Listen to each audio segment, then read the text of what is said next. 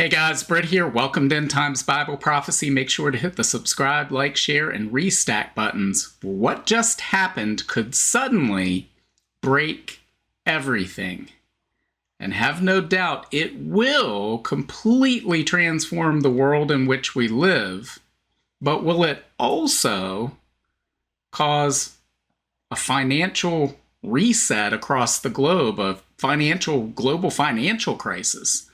That's a legitimate question we'll explore in this video. But first, I want to turn your attention to this. So this is on the Substack over at brittgillette.substack.com.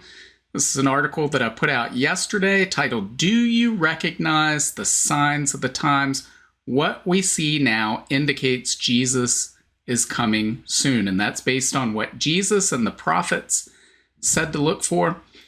Hopefully you do recognize the signs of the times. I would say most of the people, the overwhelming majority of the people watching this channel do recognize the signs of the times, but many people may not because the world remains complacent. So guys, even if you do recognize the signs of the times, head over here to brittgillette.substack.com, grab the link to this article and share it with your friends, your neighbors, your coworkers, your relatives, anybody you think might be open to learning about these signs that Jesus and the prophets said to look for, because many people will say, oh, things are the same today as they've always been. We keep hearing over and over that Jesus is coming back. People have thought that for hundreds of years. They don't realize they're actually stating words right out of the Bible that Peter wrote almost 2,000 years ago, saying, that would be the exact argument we would hear. And guys, there is no doubt things are dramatically different for our generation than any other generation of Christians in history. Things pretty much were the same for hundreds and hundreds and hundreds of years of Christianity. Today, they are markedly different. And they meet all the criteria Jesus and the prophets said to look for. So guys, make sure that you check this article out, share it with others that you love to open their eyes, awaken them to the fact that Jesus is coming back, the fact that Jesus is who he said he was. So make sure to head over to brittgillette.substack.com and check that out. So what just happened that could suddenly just break everything? That's the way it looks. Well, you've probably heard about this because this made mainstream media news, but it's this right here. So this is from PC Magazine.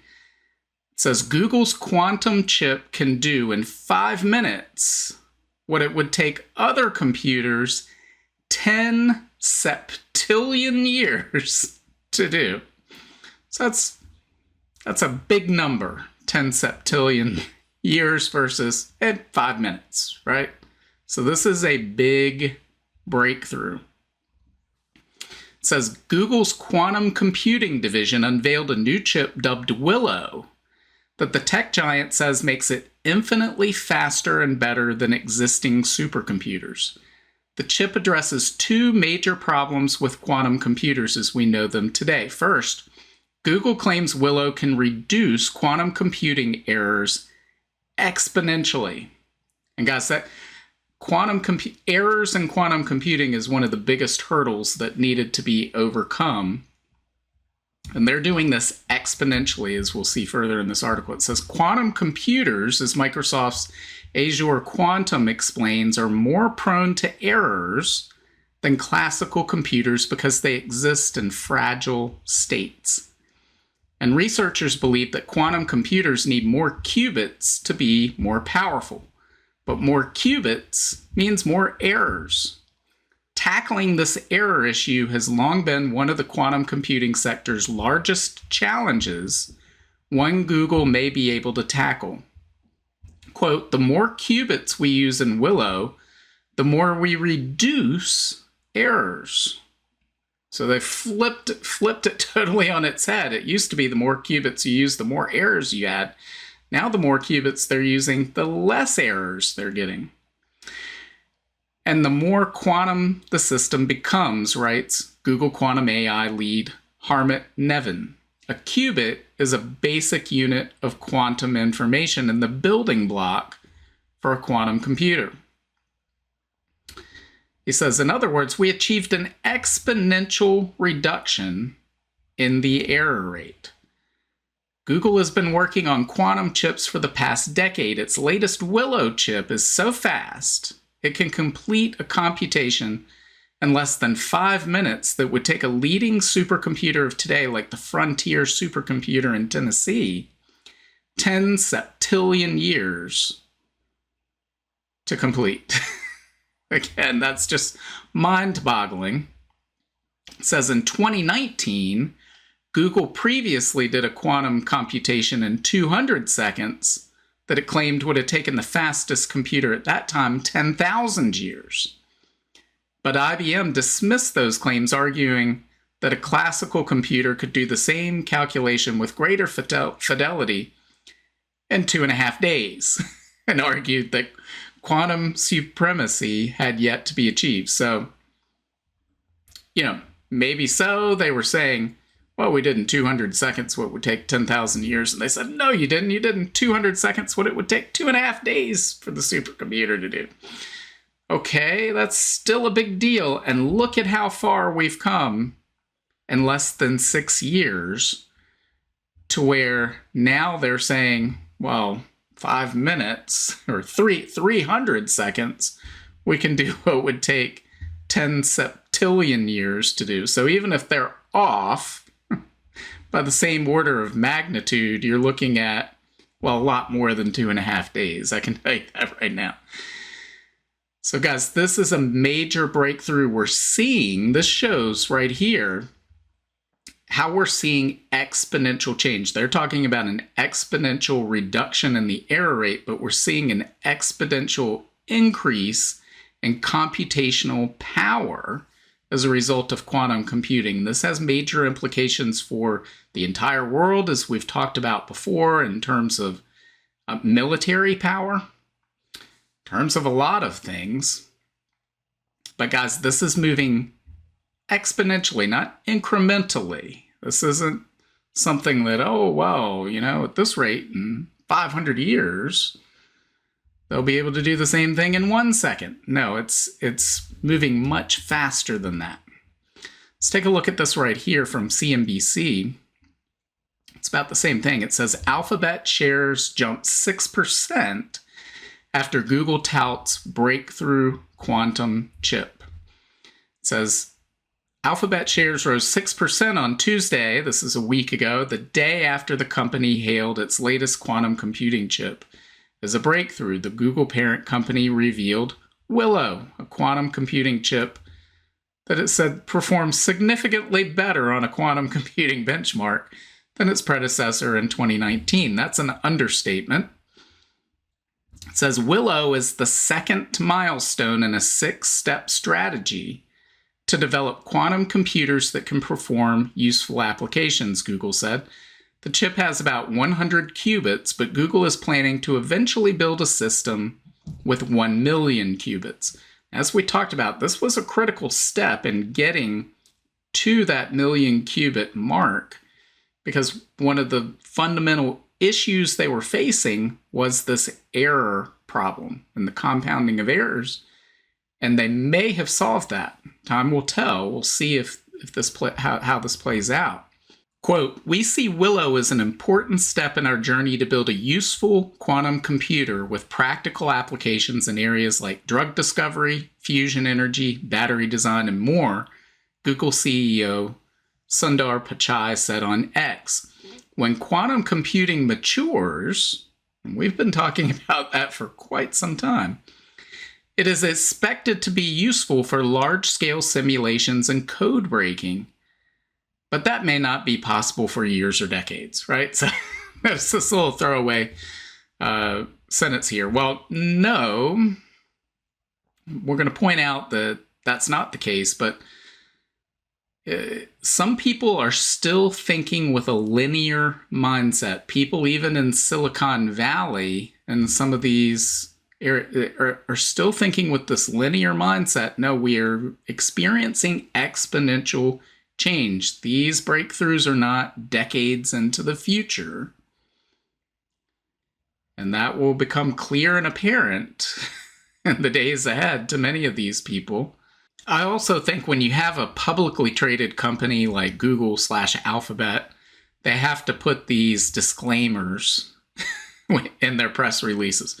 Well, this is still decades into the future. Otherwise they get accused of hype.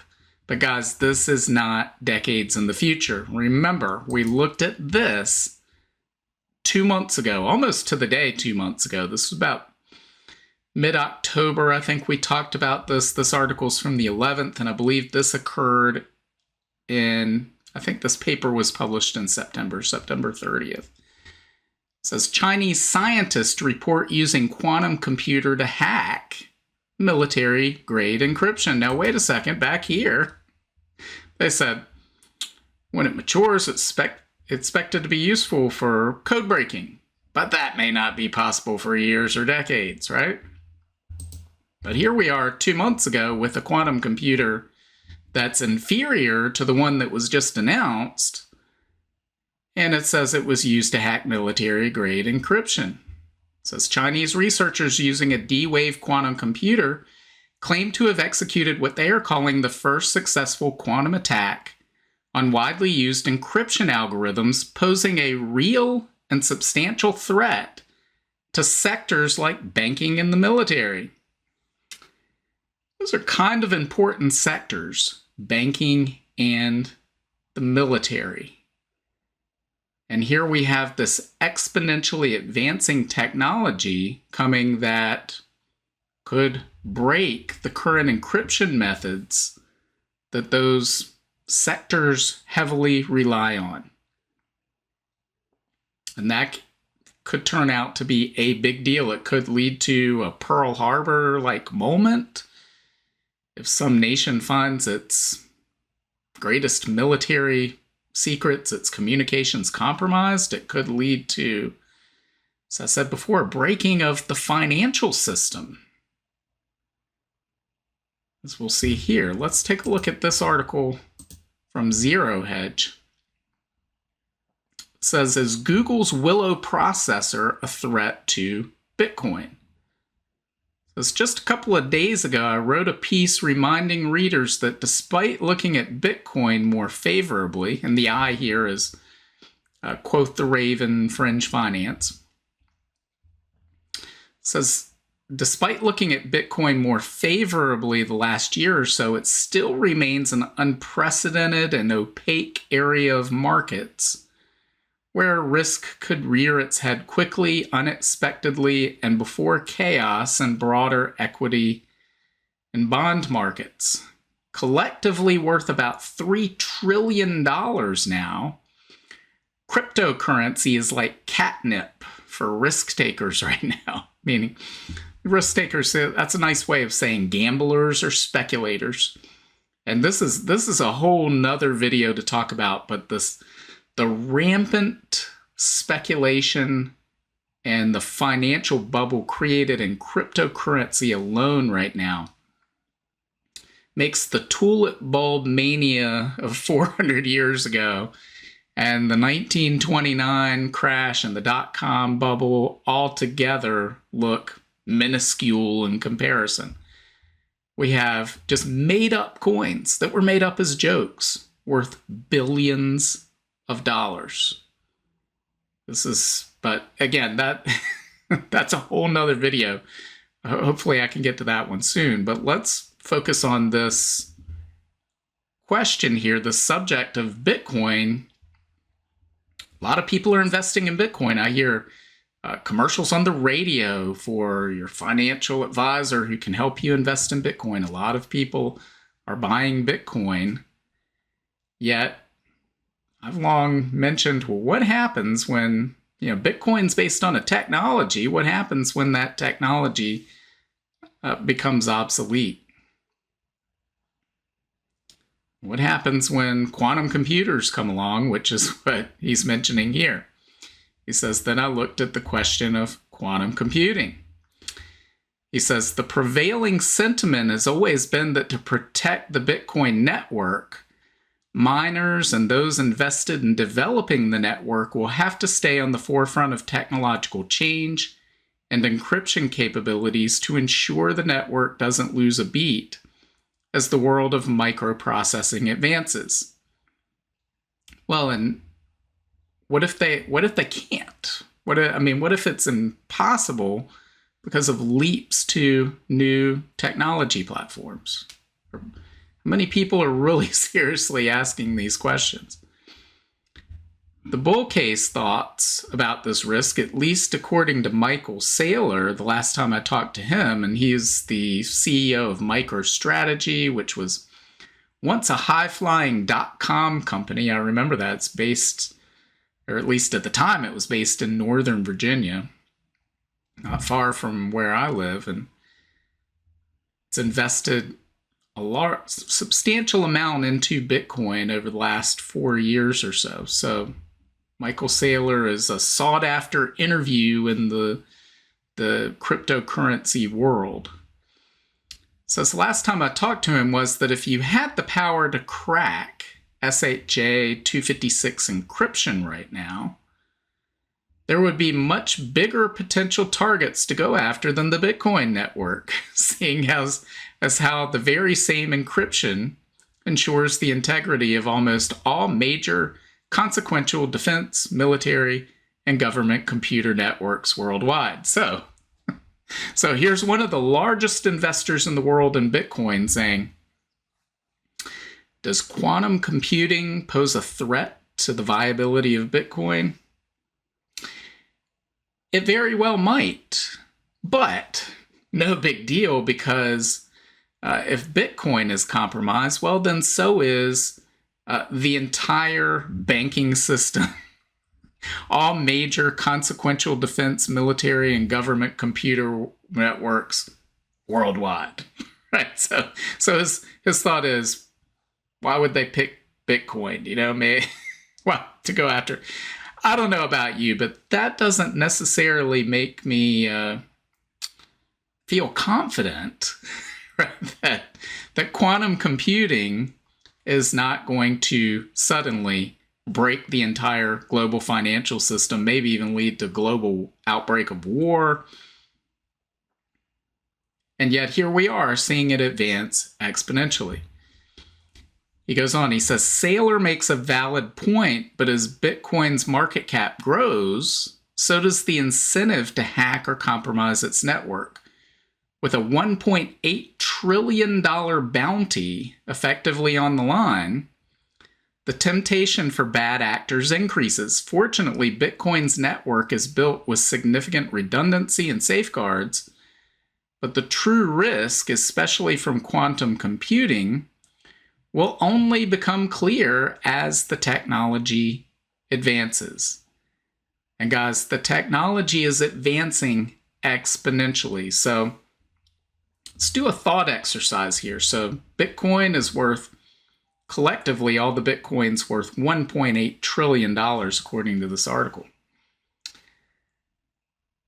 Let's say the network got hacked.